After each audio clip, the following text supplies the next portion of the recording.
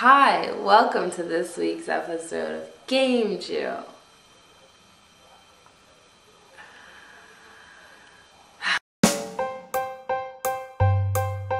Mario, he's Italian. What's a Jewish boy to do? Put on the hat and the overalls, and you get GameJew. GameJew. GameJew. I'm not that different from you. I like video games and Monster Ride too. I drove down to Anaheim, California to talk to a beginning video game design class at a popular technical college about GameJew. The class was small, only about 6 people, including the teacher. We had a fun time and it was a good experience. I sang some songs. Whispers so gently.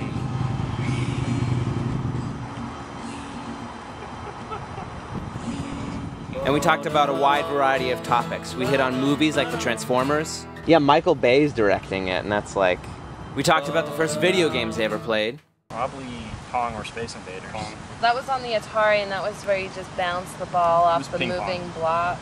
Yeah, oh, I love that. One of the main things I wanted to talk about, though, was the idea that most of the time, at least from my perspective, these video game design programs are really nothing more than factories meant to churn out the kind of low-level, underpaid, and overworked positions the industry relies on right now. They don't necessarily focus on creativity and imagination, the two things I think the industry needs the most. I encourage them to seek out opportunities to create their own games rather than get stuck with a job at EA. They could look to Xbox Live Arcade as maybe even a goal to work towards. I think that's really important for the industry, because the first sort of 20 years, so much happened so quickly, you know, like Pong, you know, Asteroid, Galaga, and all those shoot-'em-up games. Miyamoto made Donkey Kong, which sort of people were like, whoa, Donkey Kong, you know, and then think of all the different sort of gameplay types that didn't exist, and then all of a sudden, over, you know, 5 years existed. And that sort of slowed down, which I guess is going to happen, you know, over the course of a lifetime. Part of the reason for that experimentation was that it was so cheap. It was cheap to do back then, and a few people could do it. That kind of thing is possible, so that's like really exciting. There's so many people like you guys just like making your ideas happen, you know? Luckily, both the students and the teacher, my friend Adam, sitting there, are all way more interested in pursuing the creative direction than the one set forth in the curriculum. Here's hoping that they'll all be able to put their ideas into action and make some amazing games.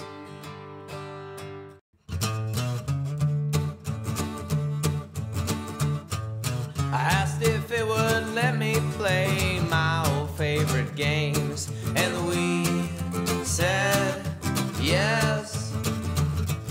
I asked if it would be as sweet by any other name, and the we said yes. Well, the we said yes. Well, the we said yes. Not no, maybe, kinda, or I guess. Well, we said yes. Yeah, the we said yes.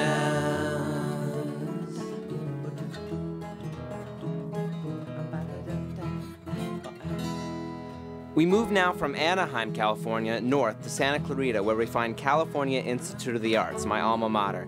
I was looking through a friend's course book and I was surprised to find a class on the history and proliferation of machinima. Now, CalArts is the kind of place where you find lots of different people doing all kinds of different work, but as far as I know, this is the first class they've ever offered on video games. The teacher and creator of the class, Steven Skolny, is smart. He spends a lot of his time working on stuff like this. Crazy 3D interfaces. I'm including his website at the end of this episode, so check it out and read about the stuff that he's been working on. It's really cool. Crazy. Just crazy. Anyway, to top it all off, the guy wears sandals to work. What I'm really interested in here is the fact that there's a video game class being taught at CalArts, an art school. For anyone who's ever gone to art school, you know why that's such a big deal. But let's listen. I'm into creating interfaces to make that are like artistic media, like an interface with which you can make things. Right.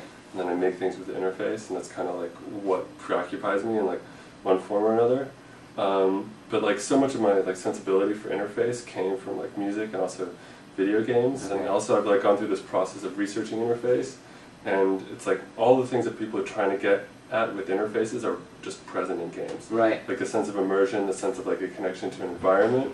It's so strong in video games, and I've always kind of felt like they're a better model than that. But then like my history with video games goes way back. Like I played tons as a kid, and in a way like video games were what got me into computers and what got me into images. In a way, like I wasn't really planning this class, but I just like was teaching a programming class, and I thought it was about like making interfaces, and I brought in like this old controller. I don't know, you can get it like as like 100 like Nintendo original Nintendo. Oh games right, on it. yeah, I've seen You know, those. it's Yeah, like has a totally. little like ROM in there or something. And so I had one of those, and I brought it in, and I thought we would talk about like all the various games and how they worked. Right. So I could like help the students understand the The programming. programming, right? And it was just so fun and interesting to talk about the games. And you realize like you can just go into Yeah, there's so totally. much to go into, the various devices that are used throughout a game and the way they're structured and ideas behind them and the universes they create. And also like I like there are these film classes where you watch films and you watch and you critique the film. Yeah. No one does that for video No. games. It's like the culture as a whole of people. They've been Yeah. taking games, tearing them apart, and making new games. Yeah. And that's like the most interactive response someone can have. Right, It's absolutely. like a high form of interaction. So it's like, and they've actually kind of redefined, if you look at things like Counter-Strike, that actually came out of machinima, people have managed to redefine what games are. Right. And that I find tremendously fascinating, like compared to the amount of motion you see in other art forms. Like there's tons of dynamism and transformation in the game space and game culture at large. And in a way, that the idea of the course is kind of like, well, machinima is this kind of cinematic extreme, and then you have like the games, and there's just all this space in between. You know, we had this discussion today about what machinima was, and all these questions, you know. Arose Yeah, about like where the lines like for are, example, yeah. like you, like are you, if you do something where you're a real life character, you act as a video game Yeah. character. All Is that a Mario off from machinima or not? And like ultimately, it doesn't really matter to me. Right. But like they're really interesting things, and also like it's I very much like to teach things that aren't resolved. Right. I feel like it's just an important skill to like make sense of the world, and it's changing so And fast. this And machinima is just like the no one subject knows is where totally it is, wide where it's open. going, Yeah. whatever. And people are still at the point, like I liken machinima right now to early gaming. It's like you see the early machinima, and it's like, oh wow, the first like speed run, and then you see this like speed run that's been like recanned, and it's Right. like the speed run that's been recanned, but then they've added like commentary and jokes and like Right. narrative, and then it's like the speed run that becomes part of a narrative, and then it's like suddenly more like a movie with car chase scenes and like a car chase scene with like trimmings, Right. and like these kind of transformations take place. So it's just So are really you guys exciting going to see be that. following Yeah. sort of that arc? Or are you going to start from the sort of the simplest machinima and then go up through like red versus blue and to the more complicated stuff, or is it? The structure is more grounded on theoretical points. Like Okay. it's more of a survey than so kind of continuum. Oh, okay, cool. So there's certain things like, you know, there's gender in games, and there's violence in games. There's like reality simulation. There are levels of people.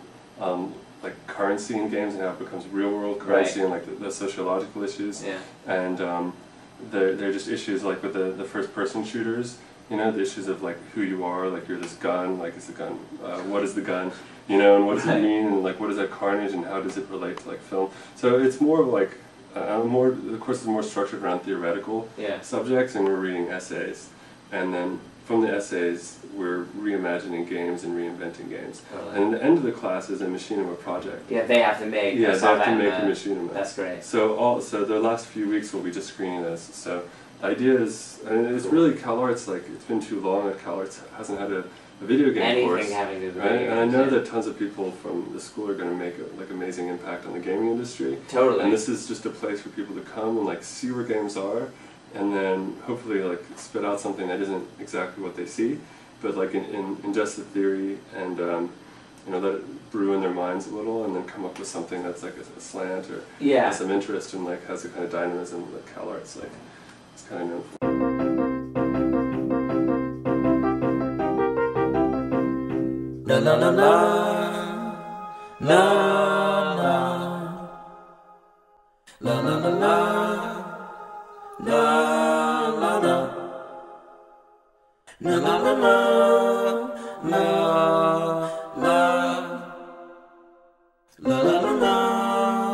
la la la. He was built construction. He can lift over 2 tons. But Dr. Wiley's stolen and reprogrammed his mind. I know how sad to see Dr. Light.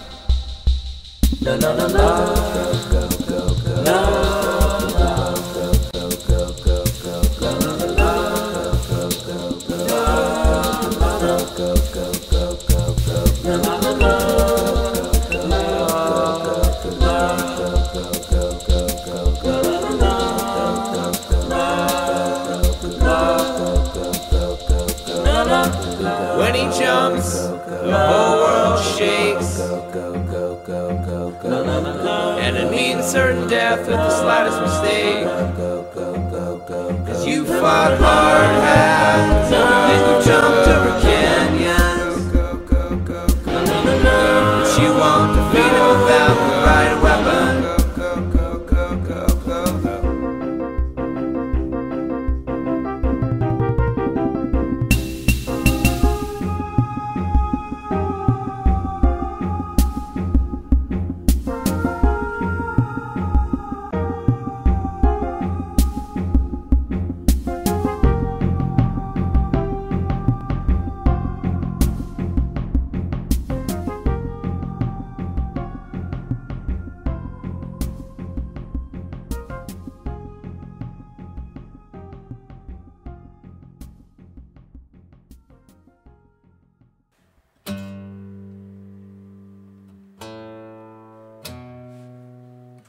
The want ad on Craigslist said video game teacher. Work with kids, teach video games. Sounds perfect, right?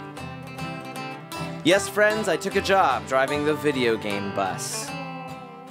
Oh no, you heard me right. I said the video game bus. That's my rig. Pretty cool, huh? Now, you may be asking yourself, why a bus? Well, here's what I do. I drive this bus around to different schools in Los Angeles, a different school each day of the week, park it in the parking lot, and bring groups of kids on to play video games. I'm supposed to help them play well together, you know, not get in fights and not throw the controllers when they get frustrated. Well, to start them off, we've been playing Bomberman Generations in co-op mode. One thing I found over the first week is that the majority of kids would rather play co-op than competitive, which I found interesting. Another thing I found is that they love to win. They don't care if it's the easiest game in the world. They want me to put the computer on the weakest mode. They want as many handicaps as I can give them. If they're winning, they're having exponentially more fun. Winning is everything. Clearly, this is an area that we need to work on. For legal reasons, I can't actually show any footage, so I just have some pictures and some audio for you. Let's do something better. What's your pipe? What is this? Yeah. It's no game. What the? I know, it is hard, Tony. I know it isn't. That's what you think. I won! I won! You have this! Oh my God. Yeah. Are you? Stealing myself. Look, you have 3. Just like I said. You really did. Let's go. Well, how do you think you can get better? This is the play. Don't you shoot me when I'm Well, let's see. Let's see what's Yeah. you lay it down, you run away. Oh no! I killed myself. Another victory already.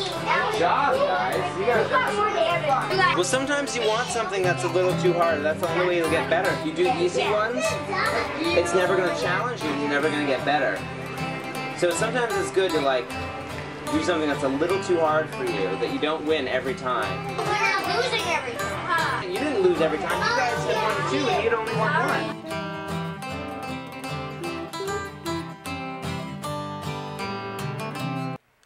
We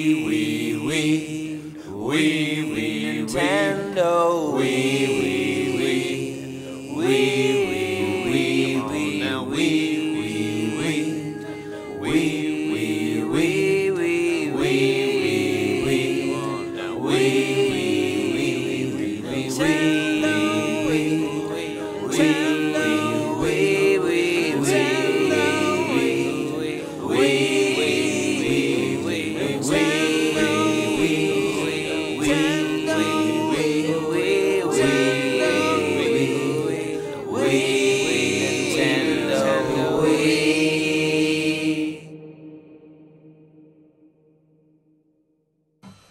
Thanks for watching my show. Thanks for watching my show. Thanks for watching my show. Now I gotta go. Oh. Thanks for watching this week's episode of GameJew.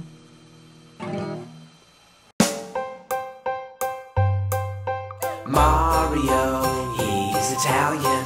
What's a Jewish boy to do? Put on the hat and the overalls, and you get GameJew. GameJew.